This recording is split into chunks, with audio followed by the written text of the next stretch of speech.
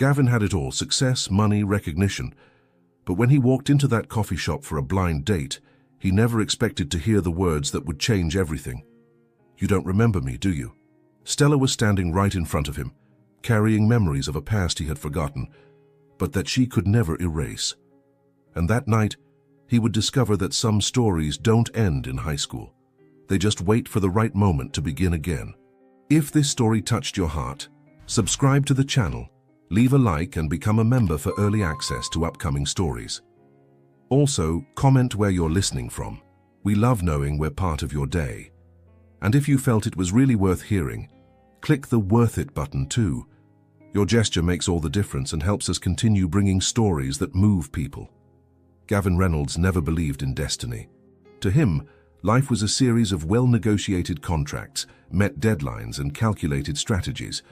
At 34, he was a partner at one of the city's most respected law firms, a man who transformed chaos into order, who sold certainty in a world of doubt. But that Friday afternoon, as he adjusted his Italian silk tie in the office bathroom mirror, he couldn't ignore the emptiness pulsing in his chest like a poorly healed wound. "It'll be quick," he muttered to himself, running gel through his dark hair, now slightly graying at the temples. 1 hour max, polite, cordial, and then you make up some excuse. His younger sister, Sophie, had been insisting for weeks. "You need to get out of that bubble, Gavin. When was the last time you talked to someone who wasn't a client or a judge?" He had resisted, of course. Blind dates were for desperate people, for those who still believed in fairy tales. But Sophie had that irritating way of not giving up, and he, tired of hearing her lectures, finally gave in. The Rosewood Cafe sat in the heart of the historic district, far from the glass and steel skyscrapers where Gavin spent his days. The streets were narrow, paved with ancient stones that echoed under his leather shoes as he walked. The aroma of freshly baked bread escaped from a nearby bakery, mixing with the sweet scent of flowers overflowing from window boxes. It was a different world, slower, more human, a world he had forgotten existed. When he pushed the cafe door open, a delicate bell announced his arrival. The place was cozy, almost intimate. Exposed brick walls, wooden tables worn by time, yellowish lights hanging from the ceiling like small moons. There was the soft murmur of conversations, the clink of cups against saucers, the hiss of the espresso machine. Gavin took a deep breath. Roasted coffee, cinnamon, something sweet he couldn't quite identify. His shoulders, tense as violin strings, began to relax imperceptibly. He chose a table near the window from where he could see the street. He adjusted his suit, a charcoal grey Armani that cost more than many people earned in a month, and checked his watch. 5 minutes to 6. She was late. Or maybe she'd changed her mind. Part of him secretly hoped for that. And then the door opened again. Gavin looked up instinctively, and the world around him seemed to turn down its volume, as if someone had twisted an invisible knob. The golden afternoon light filtered through the door, creating an aura around the female silhouette entering. When she stepped forward out of the backlight, Gavin felt something strange happen in his chest, as if the air had been sucked from his lungs. She was different. Not in the conventional sense of beauty he was used to seeing. She didn't have that artificial shine, that retouched perfection of the women who frequented the same social circles as him. There was something genuine about her, something that hit him like an unexpected punch. Chestnut hair fell in natural waves over her shoulders, capturing the light in a way that made Gavin think of spilled honey. She wore a simple moss-green dress that danced lightly around her legs as she walked, but it was her eyes that held him, deep brown, almost golden when the light caught them at the right angle. Eyes that seemed to hold stories, secrets, a depth that completely disarmed him. She spotted him, and a restrained smile curved her lips. Not exactly joy, but something more complex. There was knowledge in that smile, a kind of recognition that Gavin couldn't understand. He stood up automatically, nearly knocking over his chair in the process. "Stella?" "Gavin." She said his name as if tasting something she had known for a long time. There was texture in that word, layers he couldn't decipher. When she extended her hand, he took it. Her skin was warm, soft, but there was firmness in that handshake. It wasn't the delicate, purposeless touch he was accustomed to. It was a grip that said, "I am here, really." A shiver ran up his spine, something electric that made him hold her hand for a second longer than socially appropriate. She sat down, and Gavin did the same, feeling strangely exposed under that penetrating gaze. There was something about her that made him uneasy, as if she could see through the expensive suit, the luxury watch, the defenses carefully built over the years. "Your sister talks a lot about you," Stella began, hands intertwined on the table. He noticed she wore no rings, just a thin silver bracelet on her left wrist. "Sophie has the inconvenient habit of talking too much," he replied, trying to inject lightness into his voice, but it came out more tense than he intended. The silence that followed wasn't uncomfortable, but it was charged, dense, like the air before a storm. Gavin opened his mouth to say something, anything to fill that void, but Stella spoke first. "You don't remember me, do you?" The words fell between them like stones thrown into a calm lake, creating ripples that expanded, touching everything. Gavin blinked, his racing mind trying to process the question. He studied her face more carefully, the curve of her nose, the shape of her lips, the delicate line of her jaw. There was something familiar, perhaps, something that pulled at a distant memory, but nothing concrete. Sorry, I don't..." He stopped, feeling his throat tighten. There was something in her eyes now, not exactly hurt, but an old sadness like a scar that never completely disappears. Stella tilted her head slightly, and that restrained smile returned, but this time there was a hint of melancholy in it. "Don't worry. I didn't expect you to remember. Have we met before?" Gavin's voice came out lower than he intended, almost a whisper. "Yes, a long time ago." She picked up the menu, but her eyes didn't leave his face. "But I was different. Invisible, actually." Gavin felt his heart speed up. There was a story there, he could feel it, something big, something important that he had missed, and for the first time in years, he wasn't thinking about deadlines, contracts, strategies. He was just there, completely present, caught in those brown eyes that seemed to contain entire universes. "Tell me," he said, and it wasn't a polite request.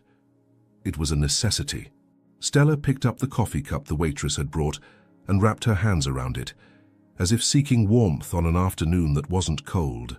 Gavin observed the gesture, delicate, contained, but there was tension in her shoulders that betrayed a carefully hidden vulnerability. She gently blew across the dark liquid surface, creating small ripples, and for a moment seemed lost in a distant place, a time only she could see. "Lincoln High School," she finally said, raising her eyes to meet his. "Class of 2009.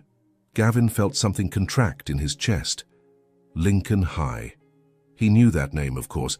He had spent 4 years there, years he preferred not to revisit too frequently.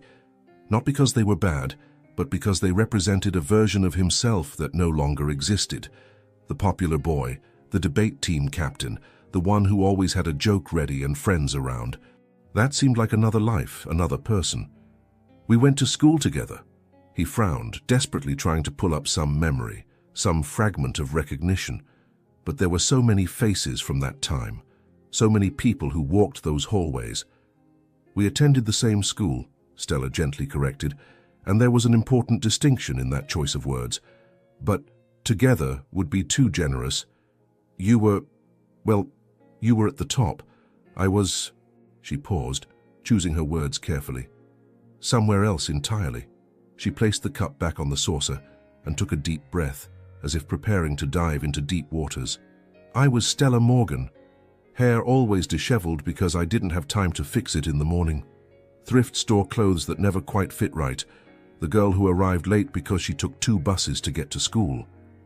The image began to form in Gavin's mind, hazy at first, like a photograph slowly developing. Was there such a girl? He sifted through memories, searching among the smiling faces at parties, games, dances.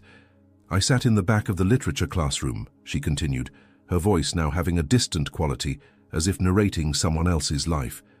"Always with a book, wore a grey hoodie that was too worn out even in the heat, because it hid the stains on the clothes underneath. You sat in front, always surrounded by friends. Tyler Bennett to your left, making everyone laugh. Melissa Crawford to your right, playing with her hair and looking at you like you were the only person in the room. The names hit Gavin like arrows. Tyler, Melissa, people he hadn't thought about in years. And with those names came fragments, the smell of Melissa's too-sweet perfume, Tyler's booming laugh, afternoons at the diner after school, plans for weekend parties at houses with absent parents.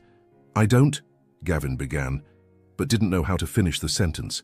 "Sorry, that would sound empty. I wasn't paying attention, that would be cruel, I didn't know. It would be true, but no less painful." Stella raised her hand, a gentle gesture that interrupted him. "I'm not saying this to make you feel guilty, Gavin. I really am not. I was invisible, not just to you, but to almost everyone. And part of that was my choice. I had to work after school, had to take care of my sick mother. There was no room in my life to be seen." She took another sip of coffee, and Gavin saw her throat move as she swallowed. There was an elegance about her now, a grace that came from survival, from having fought and won invisible battles. But he could imagine the girl she described, shoulders curved under the weight of responsibilities no teenager should carry, eyes downcast to avoid attention, a life lived in the shadows. But there were times, her voice grew softer, almost a whisper. "There were times when you looked in my direction. When the teacher asked something and nobody answered, I would raise my hand. You would turn around, curious, as if thinking, 'Who is this girl?' And for a second, just a second, I existed." Gavin felt a knot forming in his throat. There was something deeply intimate about that confession, something that made him feel both exposed and humbled at the same time. "And then there was that day," Stella continued, her eyes now focused on some point beyond the window, lost in the past. "It was October of senior year. It was raining, one of those autumn downpours that soak you to the bone. I was in the hallway, carrying a stack of books from the library, because I worked as an assistant there during lunch. My bag had torn that morning, so I was carrying everything in my arms." She paused, and a sad smile touched her lips. "Tyler Bennett was running down the hallway with those friends of his, doing some kind of stupid prank. He bumped into me. Books flew everywhere, papers scattered, and I fell to my knees on the wet floor someone had just cleaned." Gavin closed his eyes. He could see the scene now, not clearly, but its essence. He remembered the time when Tyler thought it was funny to run through the hallways, how their group was sometimes too loud, too unaware. "Everyone laughed," Stella said, and there was no accusation in her voice, just the statement of a fact. "Including you. For a moment you laughed too, but then—" She stopped, and when she spoke again, there was something different in her tone, something warm, almost reverent. "Then you stopped. You looked at me, really looked, and I saw something change in your face. You bent down and started picking up the books with me. You said something to Tyler, I didn't hear what, but he stopped laughing. And you helped me up." Gavin's hands were clenched into fists on the table, knuckles white from squeezing so hard. Fragments of memory began to emerge. A girl on the floor, scattered books, the embarrassment of having laughed at something that wasn't funny. "You handed me the books," Stella continued, her eyes now fixed on his with an intensity that held him in place, "and said, 'Sorry about them. Sometimes we forget that other people have hard days too.' They were just words, Gavin. You probably don't even remember saying them. But to me," her voice faltered slightly, "to me, it was the first time anyone saw me as a human being in that school." The silence that fell between them was heavy, loaded with emotional weight. Gavin could hear the low buzz of conversation around them, the clinking of dishes in the kitchen, but everything seemed distant, muffled. In that moment, there were only the two of them, and the past unfolding between them like a forgotten map. "Stella, he began, but didn't know how to continue. "How do you apologize for not seeing someone? For being young and selfish and blind to the worlds that existed beyond your small circle?" "You don't need to say anything," she gently interrupted. "I'm not telling you this to make you pay for something. I'm telling you because you asked who I am, and this is part of who I was." She leaned slightly forward, and Gavin could smell her subtle perfume, something floral mixed with vanilla, delicate but persistent. "But there's more," she said, and there was something different in her eyes now, a mixture of vulnerability and courage. "There's one night you really might not remember. A night that changed everything for me. The light in the cafe was beginning to change, becoming softer, more golden, as the sun descended on the horizon. Shadows danced on the exposed brick walls, and the movement of people on the street outside was slowing down, as if the entire city was shifting into a different rhythm. Gavin hadn't touched his coffee. He was completely absorbed in Stella, in every word that left her lips, in every micro-expression that crossed her face. "It was at Jake Harrison's graduation party," Stella began, and her voice had an almost dreamlike quality now, as if she was reliving every detail with cinematic clarity. His house on that huge hill, with the garden that seemed to go on forever. Half the school was there, the other half hadn't been invited. Gavin remembered that party. How could he forget? It had been epic, the kind of event that defined senior year. Lights hanging from trees, loud music, people jumping into the pool fully clothed at 3 in the morning. He had drunk too much. He remembered that too. Whiskey that Tyler had stolen from his own father's bar, mixed with Coca-Cola in red plastic cups. "I wasn't at the party," Stella said, and an ironic smile touched her lips. "Of course not. I was coming back from work. I cleaned offices downtown, from 8 at night until midnight, 3 times a week. Wore that horrible blue uniform with my name embroidered on the pocket, hair tied in a tight bun that gave me headaches."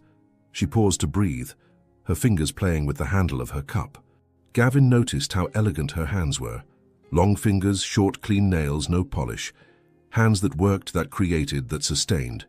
"It was almost 1 in the morning when I passed by the Harrisons' house," she continued, her eyes now lost in memory.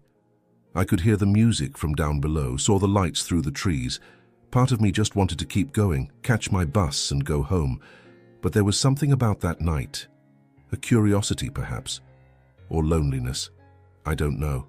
She looked at Gavin, and there was a raw vulnerability in her eyes that made him hold his breath. "I climbed a few steps of the entrance just to see. I wasn't going to go in, of course. I knew my place. But I just wanted to take a peek at the world I would never be part of."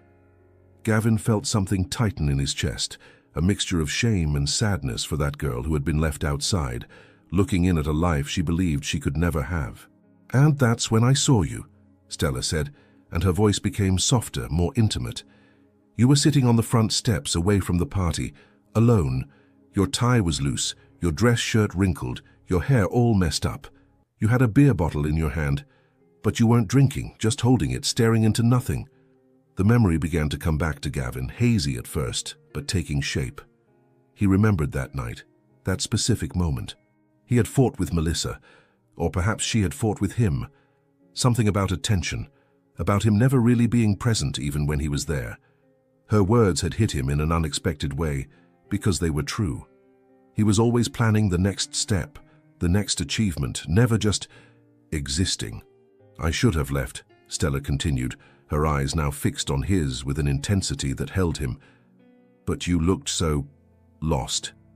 And I knew that look. It was the same one I saw in the mirror every morning." She took a deep breath as if preparing for the hardest part. "You saw me. And for the first time, Gavin, you really saw me. You didn't look through me like in the school hallways. Your eyes found me, and you smiled. It wasn't a happy smile. It was sad, somewhat broken, but it was real." Gavin could see it now. The girl in cleaning uniform, standing in the dimness of the entrance, outside the reach of the party lights. He remembered thinking she looked tired, too young and too old at the same time. "You said, 'Are you escaping the party too?'" Stella quoted, and a small smile touched her lips with the memory. "And I didn't know what to say, because I wasn't escaping anything. I had never been invited. But you patted the spot beside you on the steps, as if it was the most natural thing in the world, and I sat down." She closed her eyes for a moment, reliving it. "We sat there in silence for a while. You asked my name, I told you. You said it was beautiful, that it suited me. No one had ever said that before." Gavin felt his throat tighten. He remembered now, the way she had sat stiffly beside him, maintaining a respectful distance, as if afraid of taking up too much space. There had been something about her that intrigued him, a quietness that contrasted with the chaos of the party behind them. "You asked where I was coming from," Stella continued, opening her eyes. I said I was returning from work. You were surprised, asked where I worked. When I said I cleaned offices, you didn't laugh, didn't look at me differently. You just nodded as if you understood. She leaned a little closer, and Gavin could see the small golden flecks in her brown eyes like hidden stars. And then you did something I never forgot. You took out your wallet and pulled out some bills. $50, I think. You held them out to me and said, "Take a taxi. It's late. It's not safe for you to take the bus at this hour." The memory was completely clear now for Gavin, the way she had pulled back, shaking her head, eyes wide with something between pride and hurt. She had thought it was pity, charity of the worst kind. "I said no," Stella continued, her voice thick with emotion. "Said I didn't need charity, and you—" She paused, her eyes shining. "You took my hand." It was the first time someone from that school had really touched me, with gentleness. "And you said something that I've kept in my heart all these years." She took a deep breath, and when she spoke, it was slowly, savoring each word as if they were sacred. "You said, 'It's not charity, Stella, it's just one human being looking out for another. We should do that more. I should do that more.'" Tears began to form in the corners of her eyes, but she didn't let them fall. "You put the money in my hand, closed my fingers around it and said, 'Please let me do at least this one thing right today.' There was something in your voice, Gavin. Something broken, but trying to fix itself." Gavin felt his own vision blur. He remembered now, remembered the guilt he had felt that night, all the times he had turned his face away from small injustices, how empty he had felt despite having everything. And that girl with her uniform and her tiredness and her fierce dignity had represented something he couldn't name at the time. "I took the taxi," Stella said softly, "and on the way home, I cried. Not from sadness, but because someone had seen me, someone had cared, even if just for 5 minutes. And I promised myself that one day, if our paths ever crossed again, I would thank you." She reached her hand across the table, and Gavin took it instinctively. Her skin was warm, soft, but there was strength in that grip. "So thank you, Gavin, for that night, for that moment of humanity when I needed it most, for seeing me when I was invisible." Gavin squeezed her hand, unable to speak. There was a hurricane of emotions inside him, shame for the selfish boy he had been, admiration for the strong woman she had become, and something else, something new and frightening pulsing in his chest. "Does that boy still exist?" Stella asked softly, her eyes searching his. "The one who cared? The one who saw people?" And Gavin, looking into those deep brown eyes, at this extraordinary woman who had carried his small kindnesses like treasures all these years, realized he was about to discover the answer. The silence that settled between them wasn't empty, it was dense, loaded with everything that had been said and everything still hanging in the air, unspoken.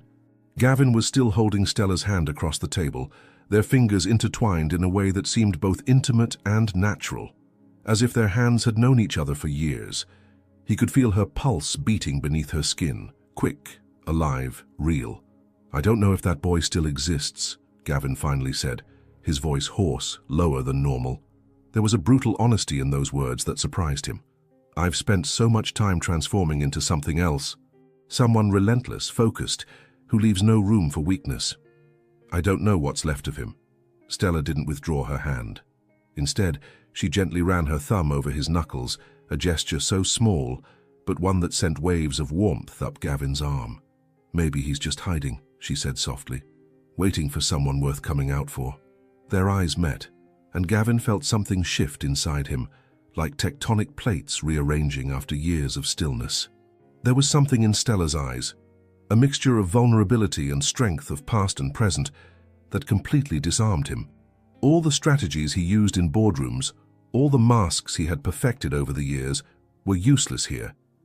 He found himself noticing details that would normally go unnoticed, the way she slightly bit her lower lip when thinking, leaving a temporary mark that he had an inexplicable desire to touch. The delicate curve of her neck, exposed when she tilted her head a certain way, how her eyes narrowed slightly when she genuinely smiled, creating small wrinkles at the corners that made her even more beautiful. "What did you do after school?" Gavin asked, realizing he wanted to know everything, every detail, every step she had taken to become this woman sitting across from him. Stella gently released his hand, but the warmth of her touch remained, like an invisible mark.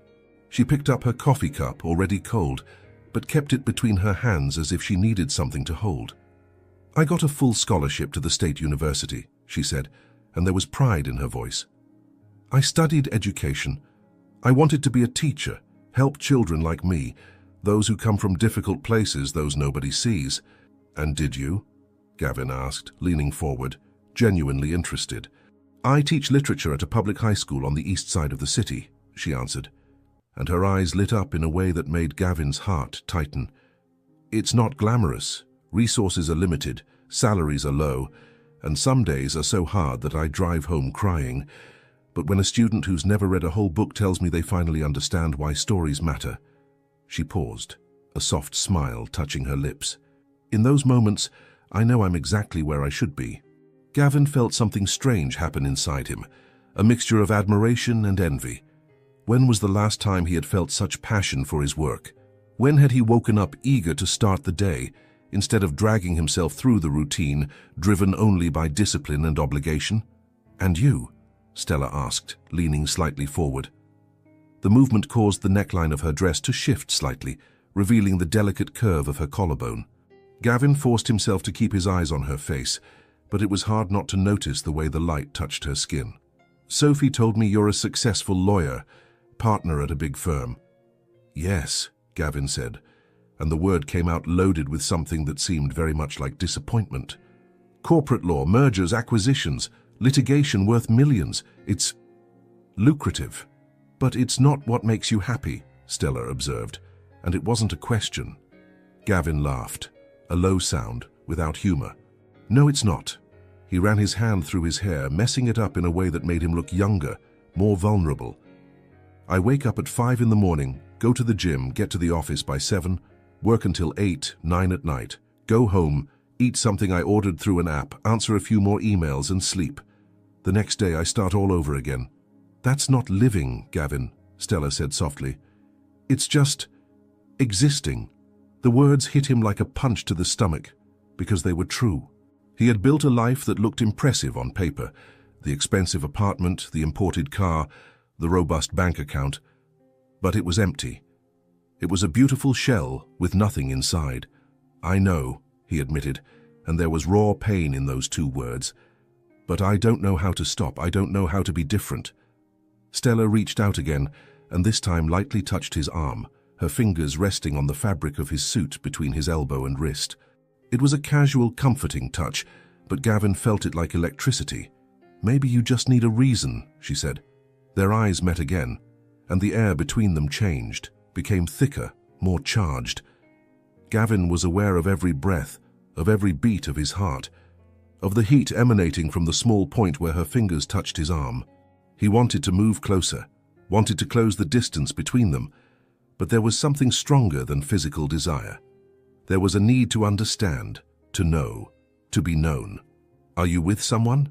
he asked suddenly, and the question came out more direct than he intended. "A boyfriend, husband?" Stella shook her head, a small, sad smile on her lips. "I've had relationships. Some lasted months, one lasted almost 2 years, but there was always something missing. I always felt like I was settling, accepting less than I deserved because it was easier than being alone. And now? Now I'd rather be alone than be with someone who doesn't really see me," she answered, and there was a firmness in her voice that Gavin admired. "I spent too much time being invisible. I won't accept that in my personal life too." Gavin swallowed hard. He wanted to say that he saw her, that he couldn't stop seeing her since she had walked into the cafe, but the words seemed insufficient. Instead, he did something that surprised him, something instinctive, driven by an impulse he didn't know he had. He reached out and gently brushed away a strand of hair that had fallen over her face, carefully tucking it behind her ear. His fingers lightly grazed her skin, the temple, the cheek, the earlobe, and he felt Stella catch her breath. She didn't pull away. Her eyes widened slightly, her lips parted in small surprise, but she remained exactly where she was, letting him touch her. The moment stretched, suspended in time, and Gavin could see the small golden flecks in her eyes more clearly, like miniature galaxies. "Sorry," he whispered, but it didn't sound like an apology. It sounded like something else, a confession, perhaps, or a promise. "Don't apologize," Stella replied, her voice barely above a whisper. "Not when it's like this." The waitress appeared beside the table, breaking the moment. "Would you like to order something to eat?" she asked, smiling with that professional politeness that didn't notice, or pretended not to notice, the tension in the air. Gavin looked at Stella, a silent question in his eyes. She nodded, a small smile touching her lips. "Yes," she said to the waitress, but her eyes never left Gavin's. "We'll stay a bit longer." And in those simple words, Gavin heard something deeper. "I'm not ready to leave." Not yet. Neither was he. The food arrived, French toast for Stella, a sandwich that Gavin barely touched, but neither of them paid much attention to what was on their plates. They had plunged into a different kind of hunger, a need to know and be known that transcended any physical appetite. The conversation flowed between them like a river finding its natural path, winding and deep, touching places they both kept guarded. "Tell me about your students," Gavin asked, genuinely interested, leaning with his elbows on the table in a way his corporate office posture would never allow. There was something liberating about letting his defenses down, about not needing to perform success and control. Stella's eyes lit up in a way that made Gavin's heart speed up. "There's a boy in my class, Marcus," she began, her hands gesturing softly as she spoke, creating small movements in the air that Gavin found hypnotizing. 15 years old, lives in a shelter with his mother and 3 younger siblings. Comes to school wearing the same hoodie every day, always with the hood up, eyes down, trying to be invisible. She paused, taking a small sip of water, and Gavin noticed how her throat moved as she swallowed, a movement so simple, yet he found it unexpectedly intimate. "On the first day of class, I asked everyone to write about a moment when they felt truly alive. Most wrote about vacations, parties, things like that." Marcus turned in a blank sheet. "What did you do?" Gavin asked, completely absorbed. "I kept him after class," Stella continued, a soft smile touching her lips with the memory. "Not to scold him, but to talk. I asked if he couldn't remember such a moment, or if it was too difficult to write about. And do you know what he told me?" Gavin shook his head, hanging on every word. He said, "Ms. Morgan, people like me don't have moments like that. We just try to survive until the next day." Stella's voice trembled slightly, raw emotion breaking through her professional composure. He was 15 and had already given up on feeling anything beyond tiredness. Gavin felt something tighten in his chest, a mixture of sadness and anger at the injustice of children carrying weights no young shoulders should bear. "What did you say to him?" Stella looked directly at Gavin, and there was an intensity in her eyes that held him. "I told him I knew him, that I had been him, that I understood what it was like to wake up every day feeling like you were fighting the entire world just to keep existing." She took a deep breath, raw vulnerability on her face. "And then I told him about a night many years ago when someone saw me, really saw me, and how that moment, that small kindness, planted a seed of hope that I carried with me until it grew into something bigger." Gavin felt his throat tighten. He knew which night she was describing. "You told him about us?" "Not about you specifically," Stella said softly, "but about what that moment meant, about how a small act of humanity can change the trajectory of a life." "And did it work?" Gavin asked, his voice hoarser than he intended. Stella's smile widened, genuine and radiant. 3 months later, Marcus turned in a 10-page essay about the first time his 4-year-old sister read an entire word by herself. He said for the first time he could see beyond survival, he could see possibility. That was the first time I saw him smile. Gavin felt something warm spread in his chest. Not physical desire, although that was there too, pulsing low and persistent, but something deeper. Admiration, respect, a connection that went beyond superficial attraction. "You changed his life," he said. "No," Stella gently corrected, shaking her head. "I just helped him see what was already there, just like you did for me once." Her hands were on the table, almost touching his, separated by only inches that seemed charged with electricity. Gavin observed her fingers, long, delicate, but with subtle calluses that spoke of work, of effort, of a life lived with purpose. "What about you?" Stella asked, leaning slightly forward. The movement brought her scent to Gavin, something floral and sweet, but with a deeper note underneath, something that made him want to move closer. "What brings you joy?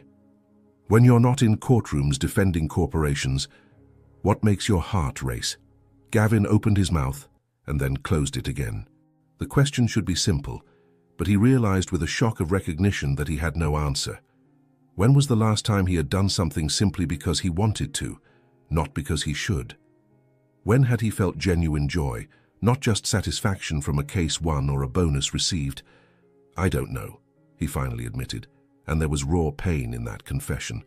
"I used to enjoy photography when I was younger. Had an old camera I bought at a thrift store, spent hours wandering around the city, capturing moments, but..." He paused, searching for words. "I stopped. There wasn't a specific moment, I just stopped. Life got too busy and it seemed frivolous, without purpose." "Without purpose?" Stella repeated, and there was something that seemed very much like sadness in her voice. "Gavin, creating art, capturing beauty, seeing the world differently, that's not without purpose. That's what makes us human." She reached out her hand, and this time it wasn't a hesitant or comforting touch. She took his hand firmly, intertwining her fingers with his in a way that felt both natural and revolutionary. Gavin looked at their joined hands and felt something inside him break, not in a painful way, but like a cocoon opening. "Do you know what I see when I look at you?" Stella asked softly, her eyes searching his. Gavin shook his head, unable to form words. "I see someone who's hungry," she said, and there was no judgment in her voice, only understanding. Not for food or success or material things, but for meaning, for connection, for something real in a world of superficialities. The words hit him like arrows, each finding its target with surgical precision. How could she see him so clearly when he could barely see himself? "I've spent so much time building this life," Gavin said, his voice barely above a whisper. "The right apartment, the right car, the right position. I thought when I got there, when I had everything I'd planned for, I would finally feel complete. But the more I achieve, the emptier it seems." "Because you're measuring the wrong life with the wrong metrics," Stella replied, gently squeezing his hand. "Success isn't about how much you accumulate. It's about how much you live, how much you feel, how much you connect." Gavin turned her hand over, exposing her palm, and gently traced the lines there with his index finger. It was an intimate gesture, almost unconscious, but Stella didn't pull away. Instead, he felt a slight tremor pass through her, saw her lips part slightly as her breathing became a little faster. "You scare me," he admitted, eyes still fixed on her hand, unable to face the intensity of her gaze. "Because you make me want things I thought I'd given up on, make me question everything." "Good," Stella said, and there was a note of challenge in her voice that made Gavin finally look up to meet her eyes. "Maybe it's time to question. Maybe it's time to stop living on autopilot and really choose how you want to live." The conversation around them had quieted down. Gavin vaguely noticed that the cafe was emptier now, that the lights had been slightly dimmed, creating a more intimate atmosphere. Or perhaps the world had always been this way, and he had simply never paid attention. "If you could do anything," Stella asked, her voice soft but insistent, "without worrying about money or expectations or what anyone else would think, what would you do?" Gavin thought, really thought, and for the first time in years, he allowed himself to imagine something beyond the next case, the next promotion, the next arbitrary milestone of success. I think I would like to help people who really need it. Not corporations fighting for a few more millions, but real people. Families facing unfair evictions, workers being exploited, immigrants navigating impossible systems." Stella smiled, and it was the kind of smile that lit up her entire face, making those small wrinkles appear at the corners of her eyes. "Then why don't you?" "Because it's scary," Gavin admitted. "Because it would mean leaving everything I've built. Because I don't know if I'm brave enough." "Gavin," Stella said, and there was so much conviction in her voice that he had no choice but to believe, "you're one of the bravest men I know. You've just forgotten that." He squeezed her hand, allowing himself to absorb her strength, her certainty, and looking into those deep brown eyes, seeing himself reflected in them not as the successful but empty lawyer he had become, but as the man he could be. Gavin felt something he hadn't felt in years. Hope. Time had a strange way of behaving when Gavin was with Stella. Sometimes it seemed to drag like honey, each second stretching into a delicious eternity, and other times it shot by like an arrow, hours evaporating into minutes. When he looked at the clock, he was shocked to realize it was past 10 at night. They had been there for more than 4 hours, and it felt simultaneously like an eternity and the blink of an eye. The waitress had passed by their table 3 times, each time with a more understanding smile, until she finally approached with the delicacy of someone who didn't want to interrupt something precious. "Sorry, folks," she said softly, "but we're closing in 15 minutes." Gavin felt a tightness in his chest, a physical resistance to the idea of leaving this place, this moment, this connection. He looked at Stella and saw the same reluctance reflected in her eyes, a gentle sadness but also something more, an unformulated question hanging in the air between them. "Of course," Stella said to the waitress, smiling politely. "Could you bring the check, please?" But when the waitress walked away, Stella made no movement to get up.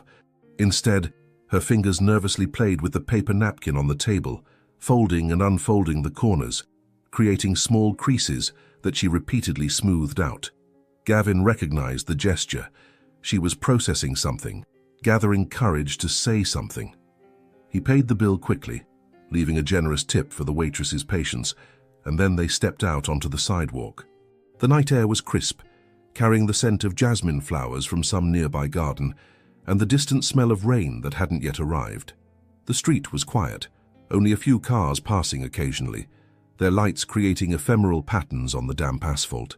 Stella hugged herself, an unconscious gesture against the slight cold, and Gavin, without thinking, took off his jacket and placed it over her shoulders.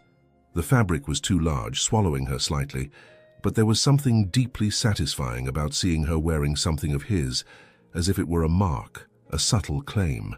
"Thank you," she said softly, pulling the jacket tighter around herself. The gesture brought his scent to her, something woody and expensive, but beneath that, something that was purely Gavin, a smell she already knew she wouldn't forget. They stood there for a moment, a few steps from the cafe door, neither wanting to take the first step toward goodbye.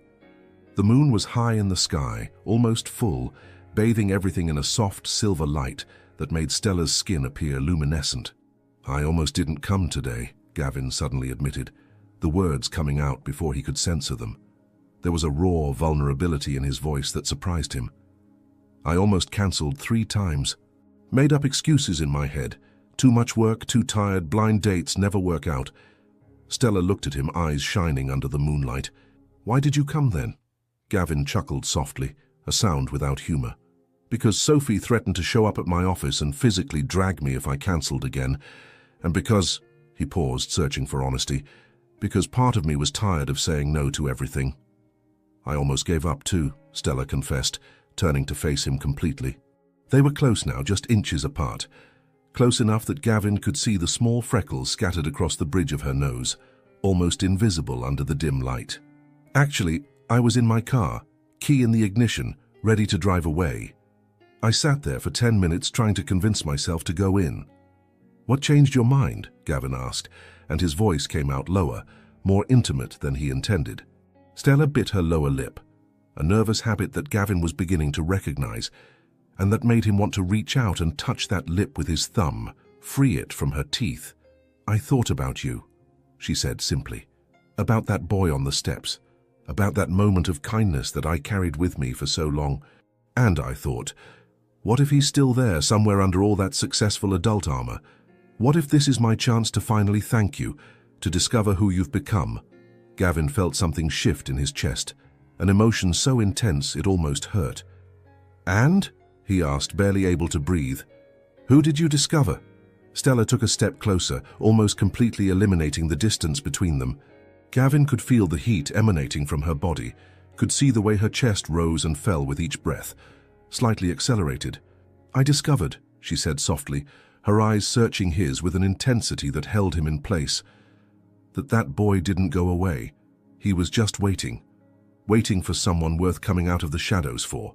The statement hung in the air between them, loaded with meaning, with possibility, with breathtaking vulnerability. Gavin raised his hand slowly, giving her time to pull away if she wanted, but she didn't move. His fingers found her face, his palm gently curved against her cheek, his thumb lightly tracing the arc of her cheekbone. Her skin was soft, warm, and he could feel a slight tremor pass through her under his touch. Stella's eyes closed for a moment, just a second, as if she was savoring the sensation, memorizing it. When they opened again, there was something different in them, a depth and openness that invited him in. "Can I see you again?" Gavin asked, and there was an urgency in his voice that surprised him. It wasn't simply desire, though that was there, pulsing low and insistent in his veins, but a deeper need. A need to not let this connection slip away, to not go back to his empty, lonely life as if this night had never happened. The smile that lit up Stella's face was like the sun rising. "Yes," she said simply, but then added with a mischievous gleam in her eyes, "but no fancy, elegant places. There's a diner near my school that serves the best apple pie in the city, open 24 hours, 80s music on the jukebox, and coffee that's strong enough to resurrect the dead." Gavin laughed, a genuine, spontaneous laugh, the kind that came from deep in his belly and made him feel lighter. "A diner," he repeated, as if testing the word. "I can't even remember the last time I was in one." "Then it's time," Stella said, and there was something challenging in her smile, as if she were saying, "Let's see if you can step out of your comfort zone." Gavin slid his hand from her face to the nape of her neck, his fingers lightly entangling in her hair. It was a possessive, intimate gesture, and he felt Stella inhale sharply, her lips parting slightly. They were so close now that their breaths mingled, warm and quick. "I think the cafe Gavin needs to meet the diner, Gavin," he said softly, echoing her words in a different way, loading them with promise. "I think so," Stella agreed, her voice barely more than a whisper. She raised her hand and placed it on his chest, above his heart, and Gavin knew she could feel how it was racing, beating wildly against his ribs like a caged bird trying to escape. They stayed like that for a long moment, suspended on the threshold of something new and frightening and incredibly promising. The street around them had disappeared, the world shrinking to contain only the two of them, only this moment, only the vibrant possibility hanging in the air between them. "When?" Gavin asked, and didn't care that he seemed eager, desperate even. He was beyond pretending indifference, beyond playing the power games he mastered so well in his professional life. "Tomorrow," Stella suggested, and there was hope in her voice mixed with nervousness. "Saturday night? 8 o'clock? Tomorrow seems too far away," Gavin murmured, and it was true. The idea of spending the next 22 hours without seeing her, without hearing her voice, without being in this presence that made him feel more alive than he had felt in years, seemed unbearable. Stella laughed softly, the sound vibrating between them. "It'll go by quickly," she promised. "Besides, anticipation is part of the fun." Gavin knew she was right, but still he was reluctant to let her go. Finally, with an effort that cost more than it should have, he stepped back, letting his hand slide from her neck, his fingers trailing across her skin in a final touch. "I'll meet you there tomorrow then. Send me the address." Stella nodded, already reaching for her phone. They exchanged numbers, fingers briefly touching during the transfer, each contact sending small shockwaves up Gavin's arm. When they finally parted for real, both walking in opposite directions on the sidewalk, Gavin turned 3 times to look back. All 3 times Stella was looking back too. The diner was exactly as Stella had promised, a nostalgic piece of 1950s America that had miraculously survived the city's changes. Red vinyl booths patched with silver duct tape, a white Formica counter stained with coffee, and a jukebox in the corner playing Elvis Presley on an endless loop. The smell was an intoxicating blend of fried bacon, strong coffee, and freshly baked apple pie so thick it was almost tangible. Gavin arrived 10 minutes early wearing jeans, something he hadn't worn in so long he'd forgotten how comfortable they were, and a light blue button-down shirt with the sleeves rolled up to his elbows. He felt strangely exposed without his suit, but also lighter, more himself. When Stella walked in, something inside him both calmed and accelerated at once. She wore a yellow summer dress with small white flowers, her hair loose falling in waves over her shoulders, and when her eyes found his across the busy diner, she smiled. That smile that made small wrinkles appear at the corners of her eyes, and that Gavin was already beginning to find addictive. She slid into the booth across from him, and immediately the space between them seemed charged with electricity, as if the air had become denser, more aware of their presence. "You came," she said, and there was a note of relief in her voice that touched him. "Of course I came," Gavin replied, reaching his hand across the table. She took it without hesitation, intertwining her fingers with his in a way that was already beginning to feel natural, necessary even. I couldn't think about anything else all day. It was true. He had tried to work, had opened files and reviewed contracts, but his mind kept wandering, to the way she bit her lip when she was thinking, to the sound of her laughter, to how she made him want to be a better version of himself. The waitress, an older woman with cherry-red dyed hair and a name tag that read Donna, appeared with notepad in hand. "The usual, honey?" she asked Stella, with the familiarity of someone who knew her well. "Please, Donna," Stella replied, smiling, "and bring an extra slice for Gavin here. He needs to try your pie." "Coming right up," Donna said, winking at Stella in a way that suggested tacit approval before walking away. "Do you come here often?" Gavin asked, liking the idea of learning more about her life, the places she frequented, the routines that defined her days. "Every Friday night after work," Stella admitted. "It's my ritual. A whole week dealing with hormonal teenagers, frustrated parents and suffocating educational bureaucracy. I come here, eat apple pie, drink coffee that's too terrible, and remind myself why I chose this life." "And why did you choose it?" Gavin asked, genuinely curious. Stella thought for a moment, her fingers still intertwined with his on the table. "Because someone once saw me when I was invisible," she said softly, her eyes meeting his with an intensity that held him. "And that moment changed the trajectory of my entire life. I want to be that person for others. I want to be the teacher who sees the quiet girl in the back of the room, who notices the boy who always stays behind. I want to plant seeds of hope, even if I never see the fully grown tree." Gavin squeezed her hand, emotion tightening his throat. How was it possible that someone could be so genuinely good, so consistently selfless? And how was it possible that he had spent years building a life that helped the rich get richer, while people like Stella struggled to make a real difference with minimal resources? The pie arrived, 2 generous slices with vanilla ice cream melting down the sides, creating small creamy puddles on the plate. Gavin picked up his fork and cut a piece, bringing it to his mouth. The flavor exploded on his palate, sweet apples with cinnamon, buttery crust that melted away, a touch of nutmeg that made everything perfect. "My God," he murmured, his eyes widening.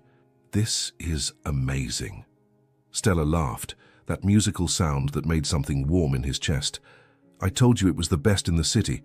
Donna's been making this pie with the same recipe for 30 years. It's like comfort memory in dessert form."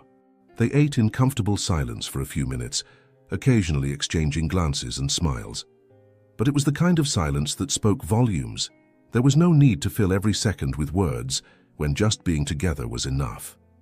When Stella reached for another piece of pie, a bit of melted ice cream clung to the corner of her lips. Without thinking, Gavin reached out and gently wiped it away with his thumb, the touch lasting a second longer than necessary. Stella froze, her eyes widening slightly, her lips parting in small surprise. "Sorry," he murmured, but it didn't sound like an apology. It sounded like a promise. "Don't apologize," she replied, echoing the words she had said the night before, her voice coming out hoarser than normal. The moment stretched tense and charged, until Donna appeared again to refill the coffee, breaking the spell. But something had changed. A line had been crossed. A tacit acknowledgement that what was happening between them went beyond simply meeting someone new. The dates became frequent after that. 2 nights later, Gavin took her to a photography exhibition at a small gallery downtown. Something he would never have done before meeting her, but now seemed important, a way to share a part of himself he had buried long ago. Stella walked slowly from photo to photo, studying each image with genuine attention, And when she turned to him with shining eyes and said, "You should start doing this again. You have an eye for beauty that most people have lost," Gavin felt something inside him break and rebuild at the same time. The following week she took him to see her school. It was Saturday, the building empty and quiet, but Stella guided him through the hallways with the kind of pride that only comes from truly loving what you do. She showed him her classroom, walls covered with quotes from famous authors and student work, a bookshelf overflowing with well-worn books, her desk cluttered with papers and colored pens. "This is my kingdom," she said with a self-deprecating smile. "It's not much, but it's mine." Gavin looked around, absorbing every detail, and thought he had never been in a place that seemed richer in purpose and meaning than that simple classroom. "It's perfect," he said sincerely, and when she turned to look at him, there were tears shining in her eyes. Each date brought them closer.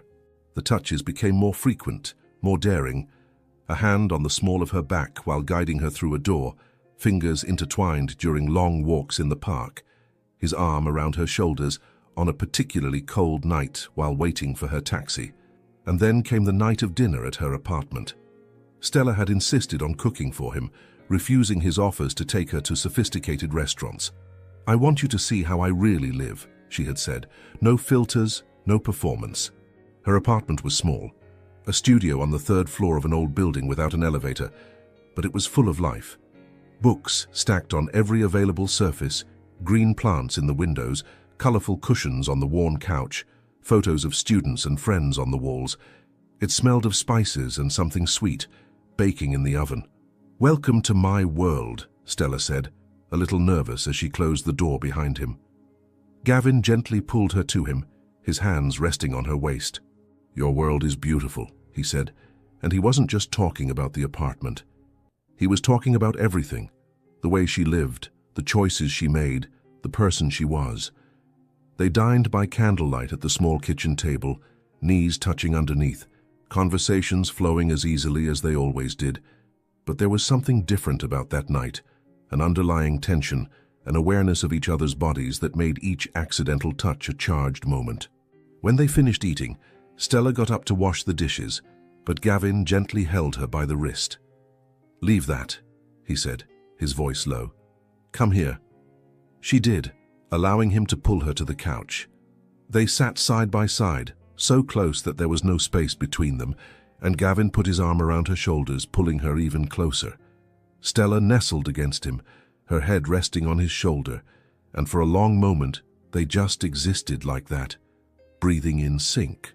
"Gavin," Stella said softly, her voice almost a whisper. "Yes? I'm falling for you." The confession was simple, disarming in its honesty. Gavin turned slightly, catching her chin between his fingers and lifting her face to look her in the eyes. "I've already fallen," he replied, and then, finally, did what he had wanted to do since that first night at the cafe. He kissed her. The kiss began softly, almost hesitantly, lips meeting with the delicacy of a question being asked. But when Stella sighed against his mouth, when her fingers entwined in the hair at the nape of Gavin's neck, something inside him crumbled. The kiss deepened, became more urgent, more necessary, as if they were trying to communicate years of loneliness and yearning in a single moment. Gavin's hands slid around Stella's waist, pulling her closer, eliminating any space that still existed between them. She responded by climbing onto his lap, her legs folding on either side of his thighs, and her weight, her closeness, her warmth, all of it made Gavin's head spin in a way no amount of expensive whiskey ever could. When they finally separated to breathe, both were breathless, foreheads resting against each other, eyes still closed as if trying to memorize every sensation. "Stella," Gavin murmured, his voice hoarse with desire and something deeper, more frightening. "Are you sure? Because if we start this, I don't know if I'll be able to stop. I don't know if I'll want to stop." Stella opened her eyes, and what he saw there hit him like lightning.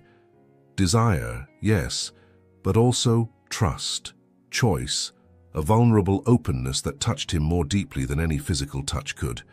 "I've never been more sure of anything in my life," she said, and there was a firmness in her voice that left no room for doubt.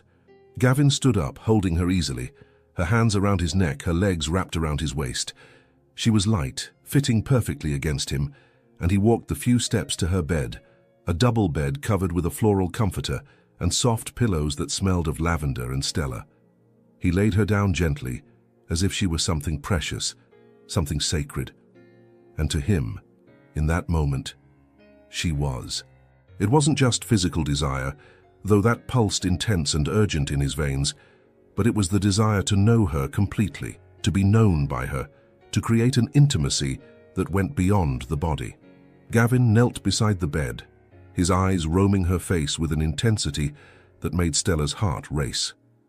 "You're so beautiful," he murmured, and it wasn't just a line, wasn't empty seduction. It was truth, distilled into words. Stella reached out, touching his face, tracing the strong line of his jaw, the lower lip she had already memorized through kisses. "Then show me," she whispered. "Show me how you see me." And he did. Gavin's fingers found the buttons of her blouse, unbuttoning each one with a deliberate slowness that bordered on torture. Stella could feel his breath against her exposed skin, hot and irregular, and each newly revealed inch seemed to make time slow down. When her blouse was finally removed, when she lay there in just her simple cotton underwear and bra, no expensive lace or seductive lingerie, just her in her most honest form, she felt a vulnerability that went beyond the physical. But the way Gavin looked at her, as if he were seeing art in a museum, as if she were the most precious thing he had ever witnessed, made all insecurity melt away. "Perfect," he whispered, and then his mouth was on her neck, kissing, lightly nibbling, making its way along her collarbone into the valley between her breasts. Stella arched against him, hands pulling at his shirt, desperate to feel skin against skin. Gavin moved back just enough to pull the shirt over his head, and then they were skin to skin, heat to heat, and the contact was so intense that they both sighed simultaneously. His hands were everywhere, tracing the curve of her waist, sliding along the side of her ribs, exploring every line and angle as if memorizing a map. And Stella explored him back, fingers running over his broad chest, feeling the muscles contract under her touch, his breathing becoming faster, more shallow. "Gavin," she moaned when his mouth found her breast, when his tongue traced circles that made stars explode behind her closed eyelids. Her hands buried themselves in his hair, holding him there, not wanting that sensation to end. He continued his exploration, kissing a path down her stomach, hands sliding over the curve of her hips, the tops of her thighs. Each touch was adoration, each kiss a promise. And when he finally removed the last barrier between them, when he saw her completely naked and vulnerable beneath him, Gavin had to stop and just breathe, just absorb the magnitude of the moment. "You too," Stella said, her voice husky. "I want to see you, all of you." Gavin stood up, his eyes never leaving hers as he removed what remained of his clothes. And then they were completely naked, completely exposed, and there was something deeply intimate about just looking at each other like this, about allowing themselves to be seen without filters, without defenses. Stella opened her arms, inviting him back, and Gavin went, covering her body with his weight both comforting and exciting at the same time. He supported himself on his elbows, not wanting to crush her, and looked into her eyes. "Are you sure?" he asked again, because he needed to hear it, needed to know that she wanted this as much as he did. "Yes," Stella answered, without hesitation, without doubt. She wrapped her legs around his waist, pulling him closer. "Yes, Gavin. Please." The moment they joined was simultaneously intense and gentle, urgent and tender. Gavin moved slowly at first, giving their bodies time to adjust, to find their rhythm. Stella moved with him, against him, creating a dance that was theirs alone, a language spoken through touch and sigh and soft moan. His hands were intertwined with hers, fingers tightly gripping, braced above her head against the pillows.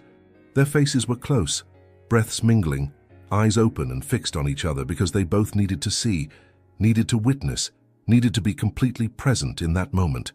"Are you with me?" Gavin whispered, his voice tense with restraint, with the almost painful desire to let go, but also with the need to take her with him to ensure she felt everything he was feeling. "I'm with you," Stella answered, and then louder, more urgent. "I'm with you, Gavin. Don't stop." The rhythm increased, became more frantic, more desperate.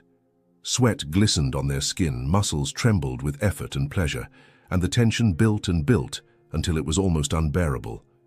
Stella's nails lightly scratched his back, marking him, claiming him, and that was enough to push him beyond the edge. "Stella," he groaned against her neck, and the sound of her name on his lips, laden with pleasure and adoration, was what took her along with him. They shattered together, bodies tense and trembling, waves of pleasure washing over them so intensely that for a moment there was no thought, no past or future, just that eternal present of pure sensation and absolute connection. Afterward, when their breathing finally began to normalize, when the tremors subsided to occasional shivers, Gavin carefully moved to the side, not wanting to crush her with his weight. He pulled her into his arms, and Stella went easily, fitting perfectly against his chest, her head resting over his still racing heart. He pulled the comforter over them, creating a cocoon of warmth and safety. His hand traced lazy patterns on her back, circles, lines, abstract shapes that meant nothing and everything at the same time. Stella's hair was spread across his chest, and he buried his nose in it, inhaling the scent of flowery shampoo and sweat, and something that was intrinsically her. "I feel like someone finally sees me," Stella murmured in the dark, her voice sleepy but happy. Gavin kissed the top of her head, his lips lingering there for a long moment. "I will never stop seeing you," he promised, and they weren't just empty words after sex. It was a vow, a commitment, a declaration of intent.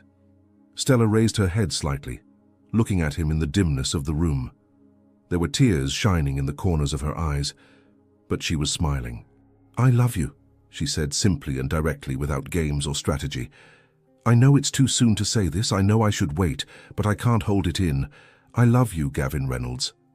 Gavin's heart stopped and then started again, beating so hard that he was sure she could hear it. No one had ever said those words to him like that, with such certainty, with such raw and honest vulnerability. And for the first time in his life, he said them back and truly meant it. "I love you too," he replied, his voice rough with emotion. "I love you, Stella Morgan, and I think I've been loving you since that night on the steps. I just didn't know it yet."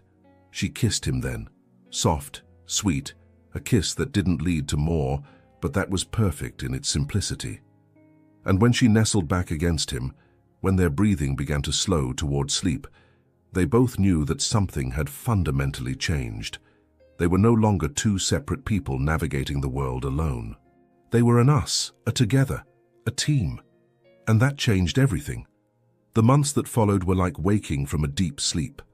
Gavin began to notice things that had previously passed invisibly by him, the way morning light entered through the window of his apartment, creating golden patterns on the floor, the laughter of children playing in the park during his morning run, the smell of fresh coffee being brewed in small neighborhood cafes he had never noticed before.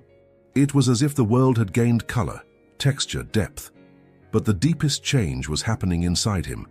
It was on a Thursday afternoon, sitting at his mahogany desk in the panoramic office on the 23rd floor, reviewing a merger contract worth $16 million, when something inside him simply broke. Or perhaps it would be more accurate to say that something finally fell into place. He looked at the dense pages of legal jargon, at the numbers representing fortunes being moved from one account to another, at the clauses designed to protect the rich and powerful, and felt nothing. No satisfaction, no sense of purpose, just an emptiness that expanded like a crater in his chest. His mind wandered to Stella, as it often did lately, and he imagined her at that exact moment, probably in her classroom, leaning over the desk of some student struggling with grammar or text interpretation, her eyes shining with that passion that made his heart race. She was making a real difference, touching lives, planting seeds of hope in fertile soil. And him. He was helping corporations swallow other corporations, helping the rich get richer, while the rest of the world struggled to survive. The nausea he felt was physical, visceral. Gavin closed the contract folder, stood up and walked to the window. The city stretched below him, millions of people living their lives, fighting their battles, carrying their burdens. And suddenly, he no longer wanted to be above them, looking down from his ivory tower. He wanted to be down there in the midst of real life, doing something that mattered.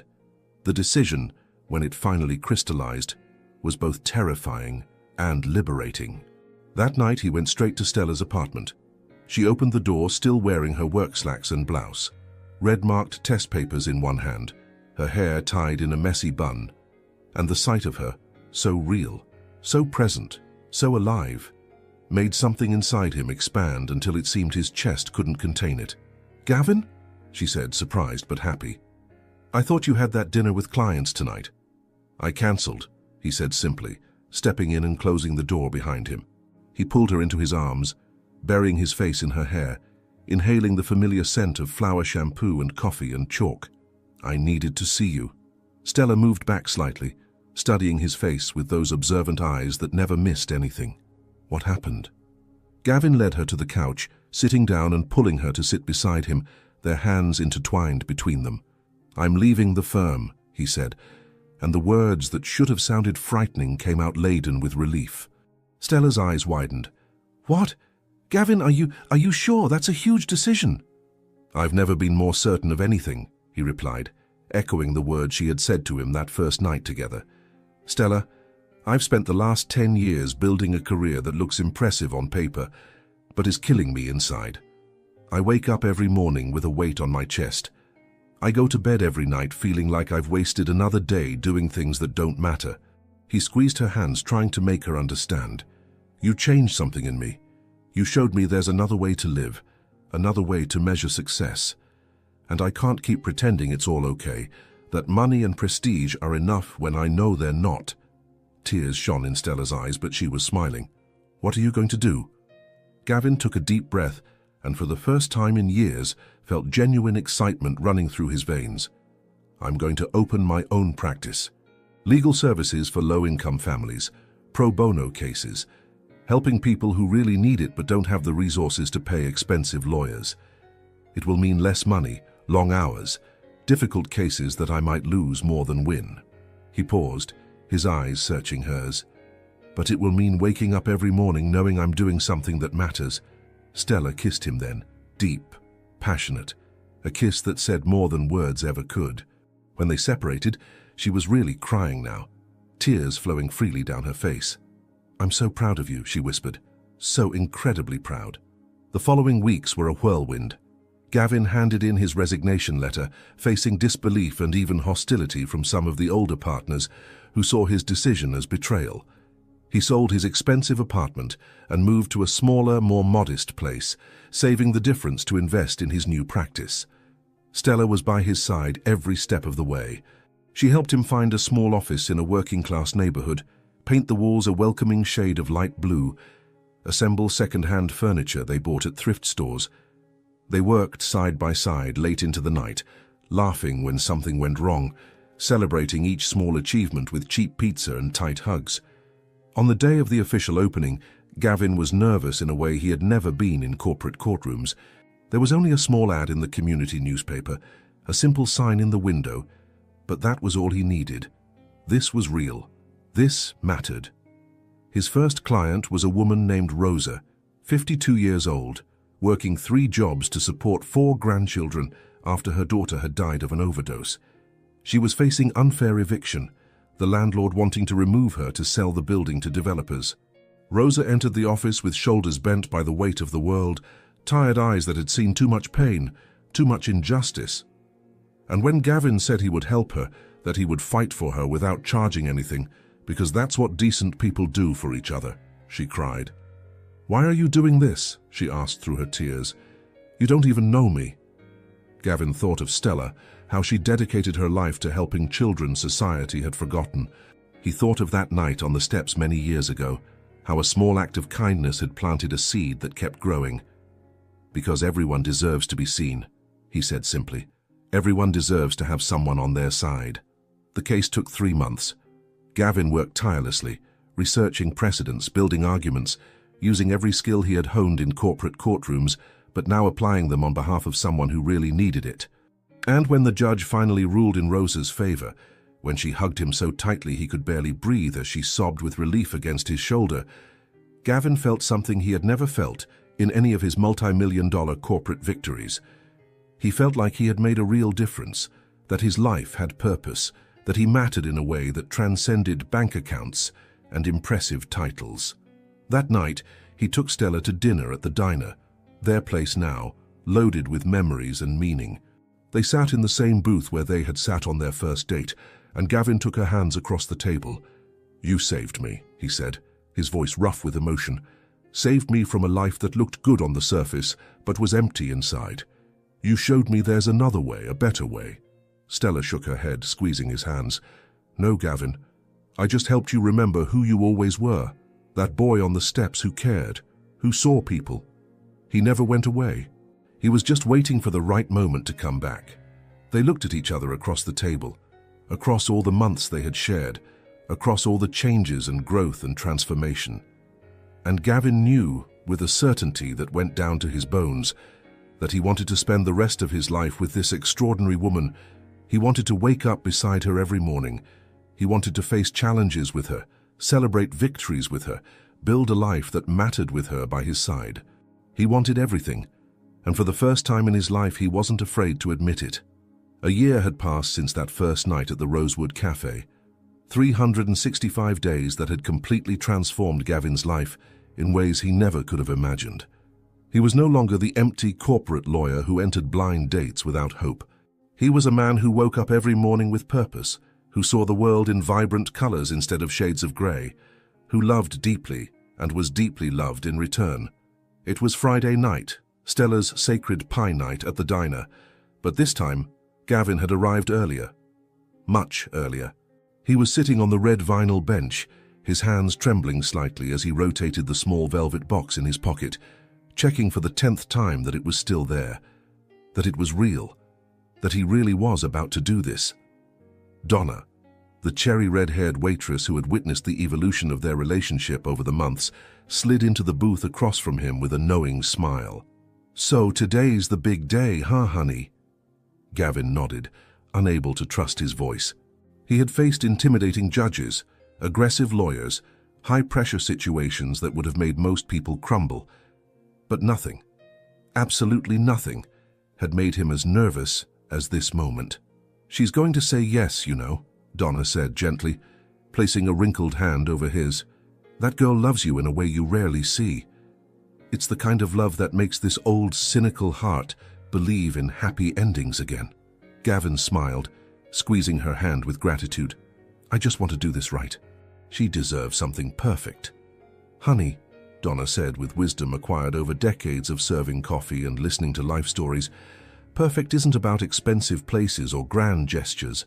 Perfect is about truth. And you bringing her back to where it all began, that's as true as it gets." 15 minutes later, Stella walked in. She was wearing jeans and a simple blue blouse, her hair loose falling in waves over her shoulders. A stack of graded tests under one arm, and that smile that still made Gavin's heart skip a beat every time he saw her. "Sorry I'm late," she said, sliding into the booth across from him and leaning in for a quick kiss that somehow managed to be both casual and completely devastating. Parent-teacher conference ran long. "Marcus's mom wanted to thank me personally. He got accepted to university with a full scholarship."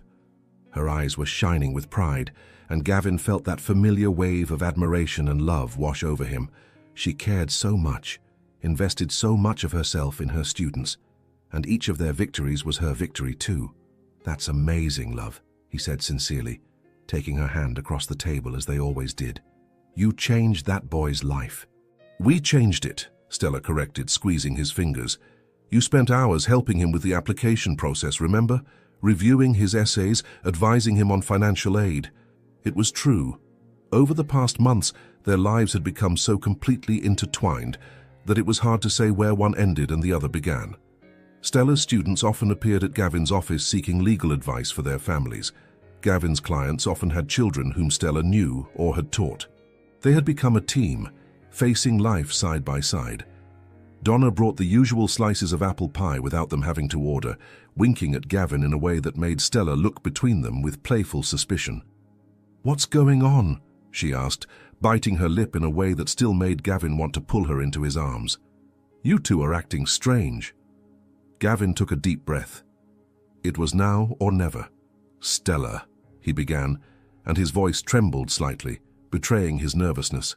Do you remember the first time we came here? On that second date? She nodded, a soft smile touching her lips with the memory. Of course I remember. You looked so out of place at first, all serious and proper. But then you tasted the pie and your whole face lit up like a child's.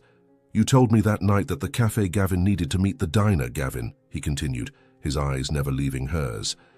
And you were right, because it was here in this simple and honest place that I began to remember who I really was, or perhaps who I wanted to be. Stella squeezed his hand, sensing that something important was happening, that this wasn't just another Friday dinner. Gavin slid out of the booth and, before Stella could process what was happening, he was kneeling beside the table, a small velvet box open in his hands. The diamond inside wasn't huge. He no longer needed to prove anything with excessive gestures, but it was perfect, delicate and timeless, just like her. The entire diner fell silent. Conversations stopped mid-sentence. Forks were lowered. Even the music from the jukebox seemed to decrease in volume. Stella Morgan, Gavin said, and his voice was steady now, laden with certainty and love, and everything he had held inside him waiting for this moment. A year ago, I walked into a cafe with no expectations, no hope, just going through the motions of a life that seemed empty. And then you looked at me and asked if I remembered you. Tears were already forming in Stella's eyes, one hand covering her mouth in shock and joy. The truth is, Gavin continued, a smile trembling on his lips, part of me always remembered, always carried that night on the steps, that moment of human connection when everything else seemed superficial. And when you walked into that cafe, when our eyes met, it was as if my soul recognized yours, as if I had been waiting for you all along. He took a deep breath, raw vulnerability in every word. You taught me that success without love is nothing, that prestige without purpose is empty, that real life doesn't happen in luxury offices and expensive restaurants, but in moments like this, simple, honest, true. His voice broke slightly, emotion overflowing. You taught me to see again, to feel again, to live again. And I want to spend the rest of my life seeing you, loving you, building something real and meaningful by your side. He held the box higher, his eyes shining with unshed tears. So, Stella Morgan, extraordinary teacher, strongest woman I know, love of my life, will you marry me? For a moment that seemed to stretch for all eternity, Stella couldn't speak. Tears were flowing freely down her face, and she was laughing and crying at the same time, one hand still covering her mouth, while the other gripped his shoulder, as if she needed to anchor herself to something real. Yes, she finally managed to say, the word coming out as a joyful sob. Yes, yes, 1,000 times yes. The diner erupted in applause. Donna was openly crying, as was half the clientele. Gavin slid the ring onto Stella's finger with slightly trembling hands, and then she was pulling him up, throwing her arms around his neck and kissing him with all the passion and joy and love they had built over that extraordinary year. When they finally separated, both were crying and laughing, foreheads touching, breaths mingling, completely lost in each other, while the diner continued applauding around them. And you taught me, Stella whispered against his lips, that being seen is more powerful than being admired, that a kind heart is worth more than all the gold in the world, that the boy on the steps who cared, that boy became the most amazing man I know. They were married 3 months later, in a small community garden that Stella's students had helped plant as a spring project. There were no excessive expenses or endless guest lists, just the people who really mattered, close friends, family, and dozens of Stella's students, many holding books she had given them instead of traditional bouquets. Sophie, Gavin's sister, who had insisted on that blind date a year ago, was the maid of honor, smiling with tears in her eyes throughout the ceremony. I knew, she whispered to Gavin before he walked down the makeshift aisle. From the beginning, I knew she was special. When Gavin saw Stella walking toward him through the flowering garden, wearing a simple white lace dress that made her look ethereal and yet completely down to earth, he felt his heart expand so much that it seemed impossible to be contained in his chest. The vows were simple but devastatingly honest. Gavin promised to always see her, always choose her, always fight alongside her for things that mattered.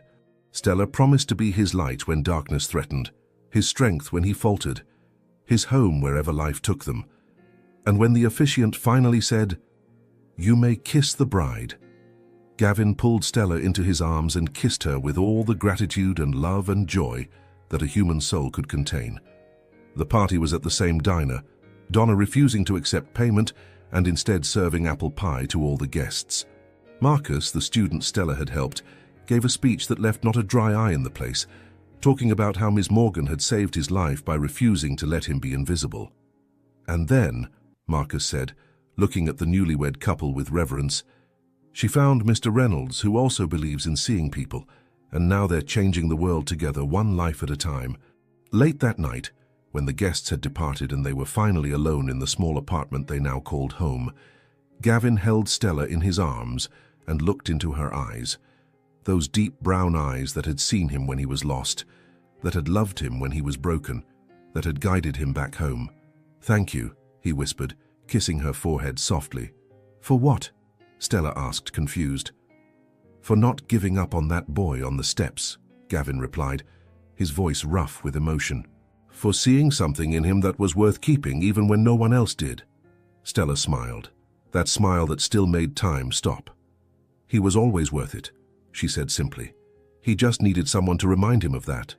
And there, in each other's arms, in the small apartment full of books and plants and love, they fell asleep, not as two separate people who had found each other, but as two halves of a whole that had finally become complete. And every time they told their story in the years that followed, to friends, to students, to clients, to anyone who asked how they had met, they always ended the same way. It wasn't a blind date. It was a second chance. A story of two hearts that were waiting for the right moment to truly see each other. And when they finally did, well, the rest was history. Sometimes the most beautiful stories don't begin with love at first sight.